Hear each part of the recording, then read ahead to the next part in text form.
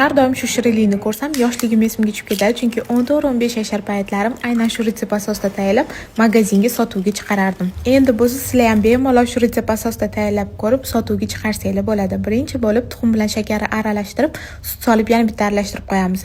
So'ngra xona haroratida erib turgan margarinimizga un bilan razg'ochil solib, kroshka holatiga keltirib olamiz va videoda ko'rib turgandek tuxumli massamizni hamda yana un solib, yumshoqni xamir qilib olamiz. So'ngra xamirimizni teng 6 ta zuvalachalarga bo'lib, morozelkaga qotirgani qo'yamiz. Yaxshilab qotgandan keyin har bittasini shunaqa ko'rinishda pishirib olamiz. Shu joyida sizlar uchun zo'r layfhak: qo'lda emasda baklashkaga ozgina suv solib baklashkada maydalab chiqsanglar, bir xilda maydalanadi va qo'linglar ham og'rib qolmaydi. Krem uchun ko'pchilik varionoz sgushonka bilan oddiy sgushonkadan qilishadi, lekin men ozgina saryog' ham sovuraman. Sababi 2-3 kun o'tsa ham muravennikilar qotib qolmaydi, yumshoqqina bo'lib turadi. Endi bo'lsa yaxshilab aralashtirib olamiz va yasab olamiz. Men stakanchikdan foydalandim. Xuddi shunaqa stakanchik bor, kimda qanaqasi bo'lsa o'shandan qilsa bo'ladi.